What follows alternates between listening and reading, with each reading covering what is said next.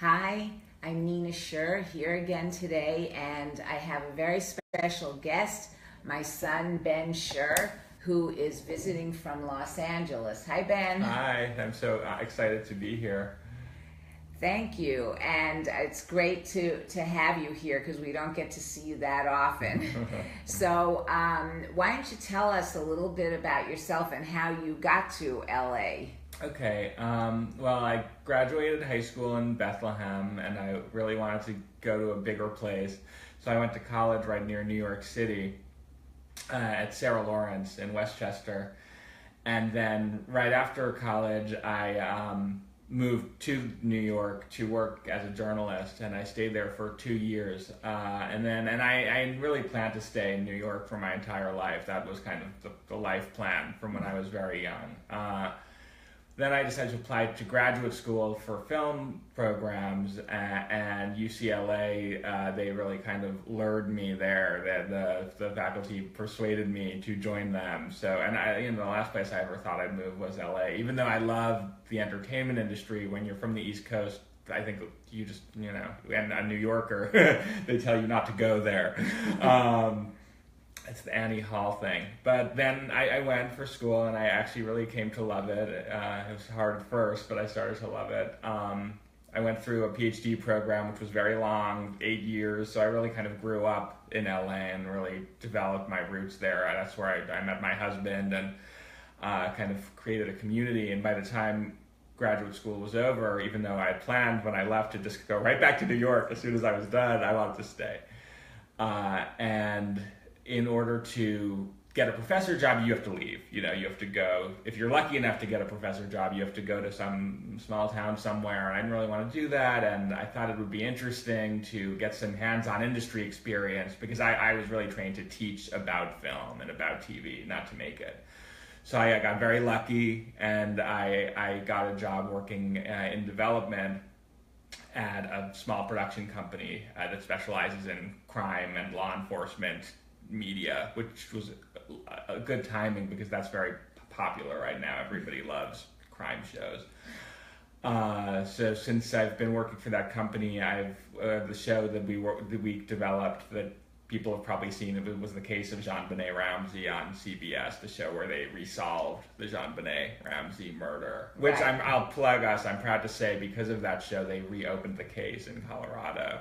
Oh, I didn't know that. Yeah. That's So they're great. reinvestigating it, and we're working on a new show now, but it's top secret. But I think that when it comes out, people are gonna know about that too. And then I've just kind of been there. So, and because you're there, we don't get to see you very often, and that's really sad for us. And I know that many downsizers out there who have 2 children or more, when it comes to downsizing, consider leaving and moving to where their children are or spending time in different places. And so, should we move to LA? No, because you hate LA. She doesn't Right, even want to correct. visit me in LA. I have to come here. So I don't think that I can't imagine you living there for even 1 minute. Right. But I'd love it if you did. I'd love you to move to LA. I want them to, but I don't see the world. Right. Well, even though my husband Aaron is retired, I'm not. And I'm staying here. But it's something that people do consider. So, and I do have Jackie here and my granddaughter, and I spend a lot of time with them. So, but I guess it is something for downsizers to consider. What are and when people are looking at that, there are financial considerations. And for instance, housing.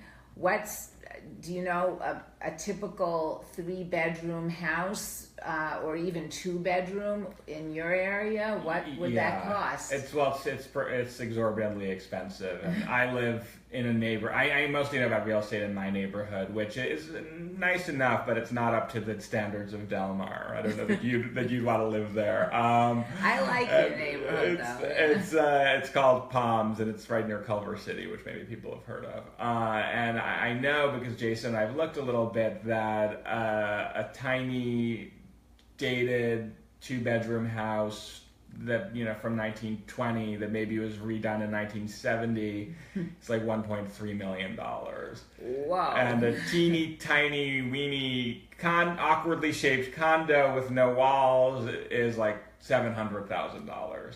So it's very difficult. And I think a 2-bedroom in a place that is more like Del Mar, like Cheviot Hills, which is close to us, or Westwood or Brentwood, I would guess that would be probably at least $2.5 or $3 million, although I don't know for sure. Wow. So that's, of course, a major consideration, because when you plan for retirement, housing is one of your, largest costs, and that really would be prohibitive for us, and to, live a comfortable lifestyle. Yeah. So I guess we're staying here for sure. And so what does a comparable home like that cost here in Bethlehem? Well, in Bethlehem, if you wanted to get a 3-bedroom home, you can get something in the $200,000 range, depending on the condition. I mean, you can go up, of course, higher than that, and depending on the particular location in Bethlehem. But still, that's a huge difference and much more affordable for a lot of people. Granted, the salaries are higher there, but sometimes, it depends. Right. So, and then you're talking about retirement too, and also if you're a state worker retiree, you have to consider your pension being taxed or not taxed with different states, and health insurance. There are a lot of different financial considerations, but housing definitely is a lot more affordable here. And what about the cost of living, Ben? Like, what does it cost, for the average movie and the average, going out to dinner, and do you cook at home? And is that like New York City, or... I would say that it's probably, a movie is typically about $15. I don't know how that compares to here.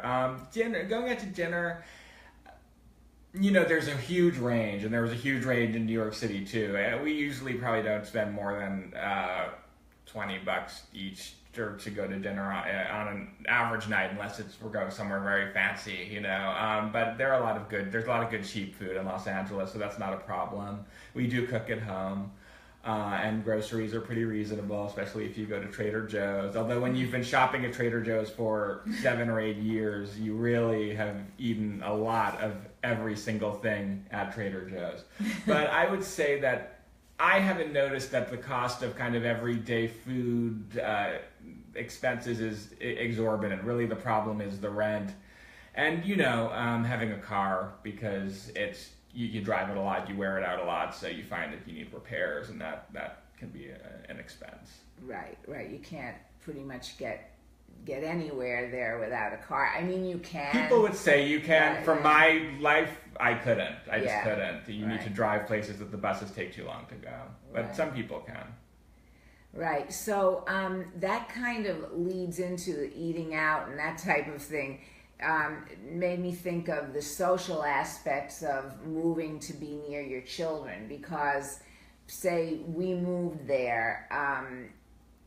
How often would we see you? Because you're working all the time, and so what do you think? It's a good question. I mean, Jason and I both tend to work until like 8 o'clock every night, so we never see anybody until we see like one person each weekend, and it's like we have to tell people like we can't see you for a month and a half, which isn't because we're that popular. It's just because we're really home buddies and we like to be just together a lot, and and we only have like one night a weekend to socialize.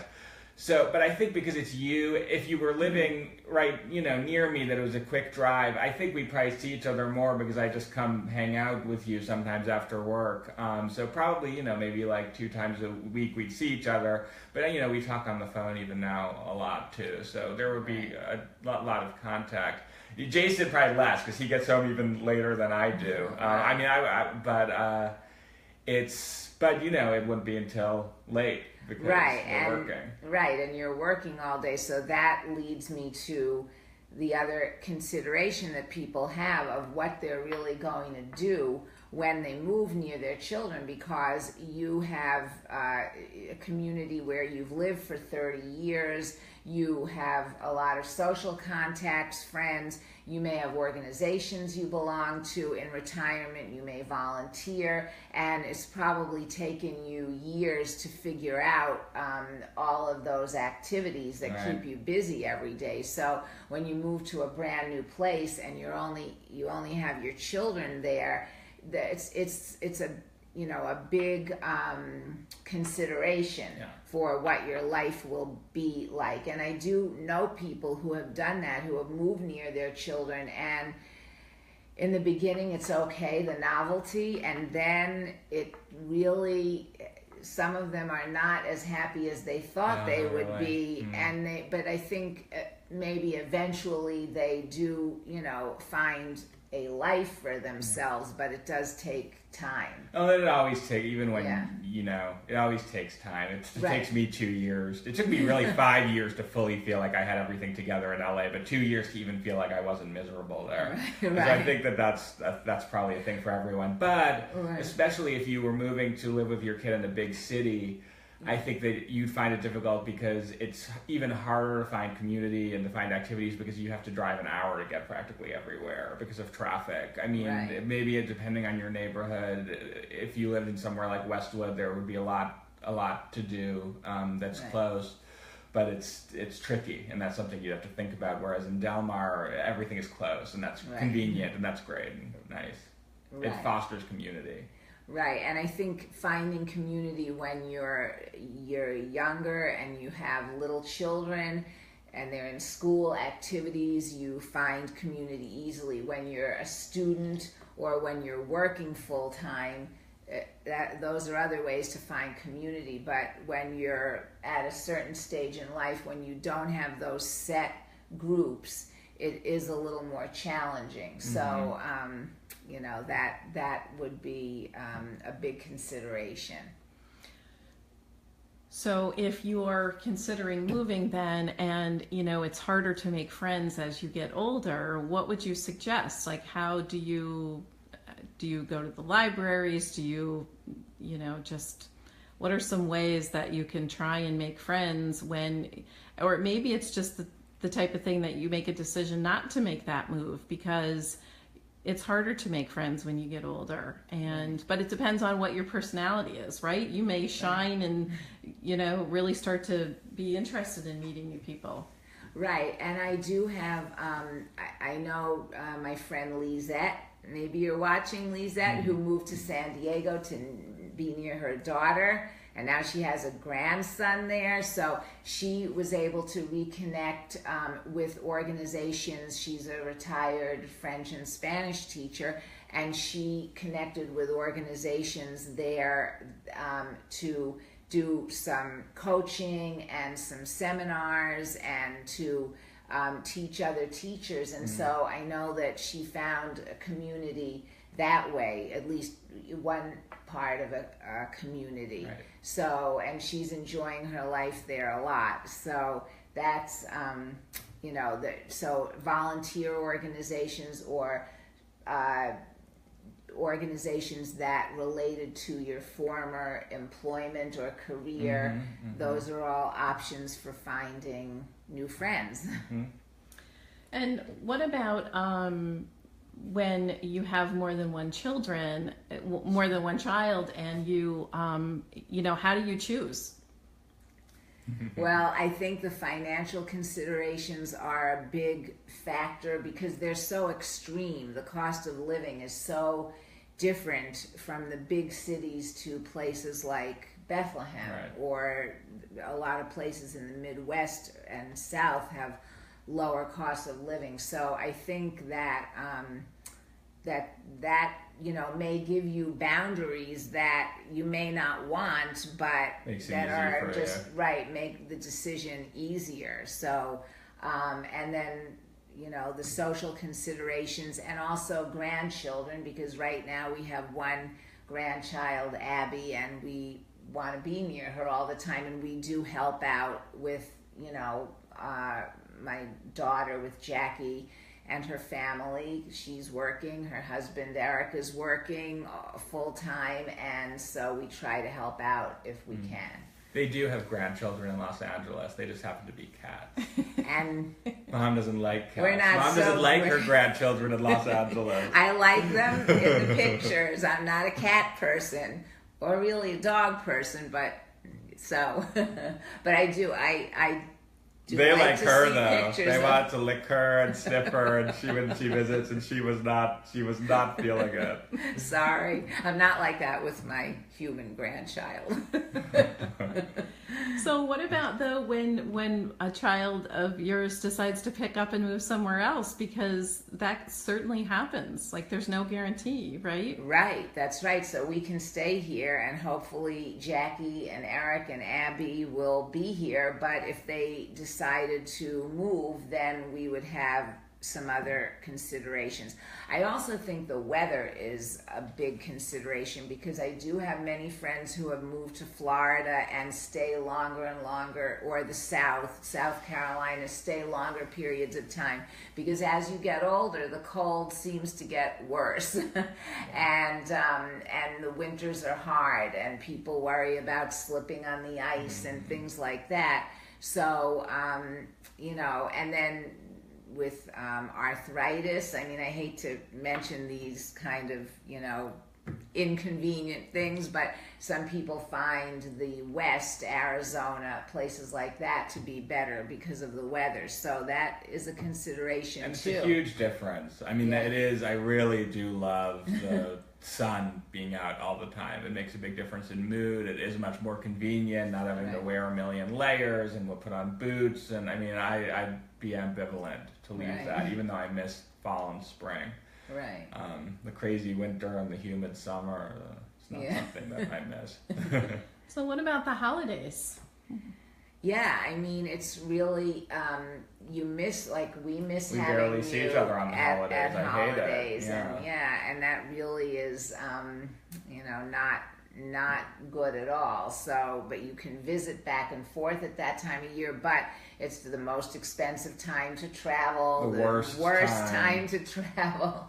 So that's all factors into decisions about where to go and relocate or not. And logistically, when you only get a certain number of days off, that makes it really difficult too to decide which holidays will you go, or would you rather go for a longer time when it's not a holiday. So it is, when you live across the country, it's amazing how many new obstacles arise to seeing your family. Because when I lived in New York, I'd be here all the time for every holiday, and a 3-hour drive is nothing. So it's really tricky, and I don't like it, honestly. None of us like it. No, we don't, for sure. So Ben, what advice do you have for parents who are considering moving near their children? I know that that you have your own life with your husband, and you're busy and you work a lot. What advice do you have for someone considering a move like this? Well, this would be my advice, aside from any personal feelings about what would happen if my parents moved, because my husband and I love them, and it would be great. But I think that nobody should move just for one reason. I don't think you should ever move to a place just because somebody lives there, no matter how important they are to you, and no matter how close you are with them, because you pointed out that people can move, things can change, people are busy, and you have to be living in a place that you like. Like, Mom shouldn't come to live with me, even though it would make our lives easier to see each other, because she hates LA and she wouldn't be happy there. And I think that you just have to find a way to be able to live. You just have to kind of, you have to do the pros and cons list about the full picture, the full circle, and say, where overall am I going to be happiest, even if I might have to make some significant sacrifices to be there.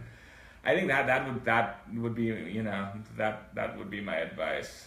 And I think it's also important for the parents to know that, because their kids have their own lives, that they can't go out and expect to inject themselves into their child's life. Yeah. Like, you have to create your own life. That's right. I was saying that I heard Dave Letterman, who's coming out of retirement to do another series on TV, and he said on this morning that he said, before you retire, to spend more time with your family, ask your family. And so that applies to downsizing and relocating as well. So, and yeah, I think ask your family, and don't just ask, do you want us to move here and be with us? Because for me, the answer would definitely be yes, but ask those logistical questions. How many hours in the day do you have to spend time with us? You know, because there's a difference. There's a difference there between what people feel and want and what is logistically possible.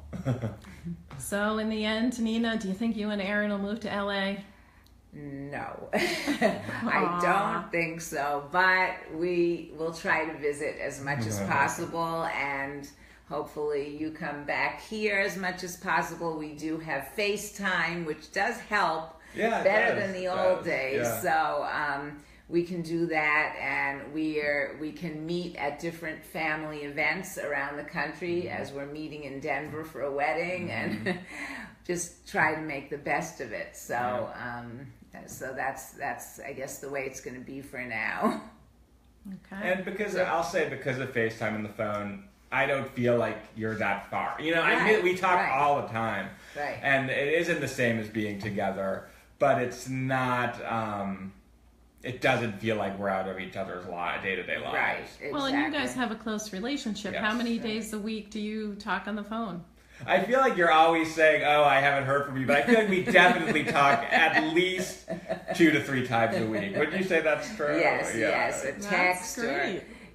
So we do. I mean, I love to hear from him as much as possible. So if it seems like I haven't heard from him for a few days, it'll be like we'll talk on Wednesday, then I'll call maybe on Friday or Saturday morning. Just like, are you okay? I haven't heard from you in a while.